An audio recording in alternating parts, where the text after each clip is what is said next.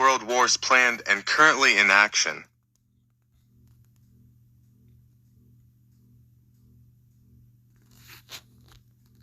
The British and Germanic empires will be used to foment this war. At the end of this war, communism will be built and used in order to destroy the other governments and in order to weaken the religions. The Second World War must be fomented by taking advantage of the differences between the fascists and the political Zionists. This war must be brought about so that Nazism is destroyed and that the political Zionism be strong enough to institute a sovereign state of Israel in Palestine. During the Second World War, international communism must become strong enough in order to balance Christendom, which would be then restrained and held back in check until the time we would need it for the final social cataclysm. The Third World War must be fomented by taking advantage of the differences caused by the agents of the Illuminati between the political Zionists and the leaders of the Islamic world. The war must be conducted in such a way that Islam, the Muslim Arabic world, and political Zionism, the State of Israel, mutually destroy each other. Meanwhile, the other nations, once more divided on this issue, will be constrained to fight to the point of complete physical, moral, spiritual, and economical exhaustion. We shall unleash the nihilists and the atheists. We shall provoke a formidable social cataclysm, which in all of its horror will show clearly to the nations the effect of absolute atheism, origin of savagery and of the most bloody turmoil. Then everywhere, the citizens, obliged to defend themselves against the world minority of revolutionaries, will exterminate those destroyers of civilization.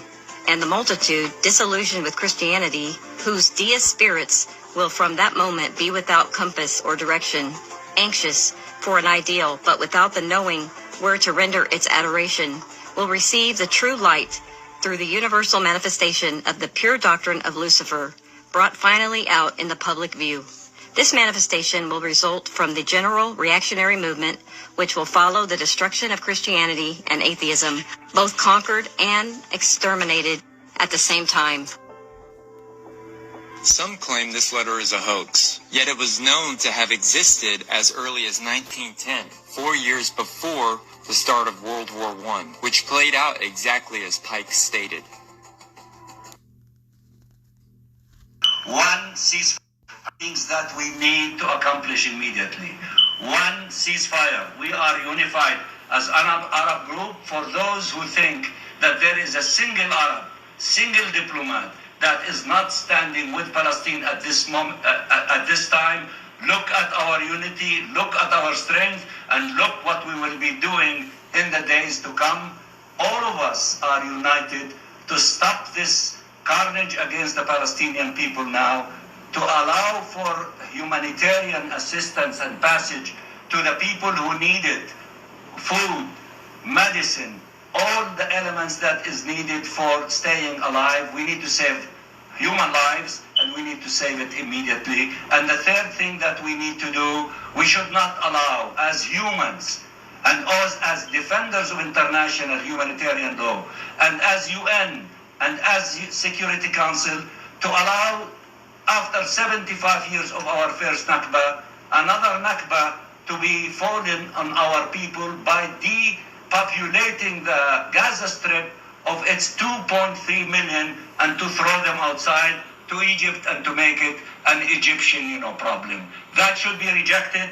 Every and each one of us and each one of you and those who are listening to us inside to do everything possible not to allow this crime to happen.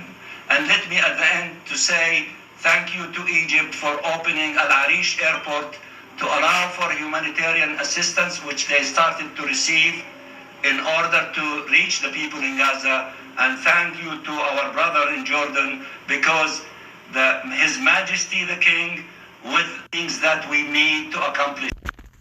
Linda Schmidt has been following the latest and joins us live. Linda? Yeah, hi there, Stephen, Natasha. Well, first of all, the president will also be making a stop in Jordan while he is over in Israel. Now, in addition to that, the Pentagon has ordered about 2,000 U.S. troops to be ready to deploy to Israel within 24 hours of receiving notice.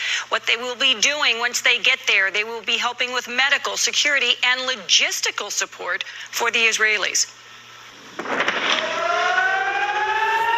Israel and Hamas continue exchanging airstrikes while Israeli forces have been massing along the border, preparing for a ground invasion in Gaza.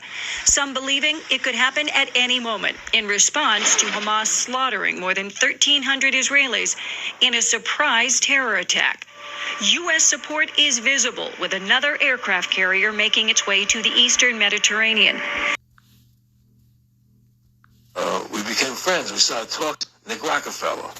We became friends. We started talking about things. He used to come to my house a lot. We'd have dinner. We'd talk. Or they would help me with this business investment or that business investment. And was I interested in joining the Council on Foreign Relations? You know, as much as I like you, Nick, you know, your ways and my ways, we're on the opposite side of the fence. You know, I don't believe in enslaving people. How do I put it? It was like, what do you care about those people? Take care of your own life. What do the rest of the people mean to you? They don't mean anything to you. They're just serfs. They're just people.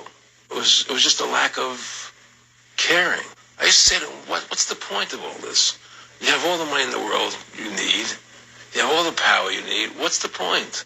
And he said the end goal is to get everybody chipped, to control the whole society, to have all the people in the Council on Foreign Relations believe this way you do. He said, no. A lot of them believe it's better off being socialistic.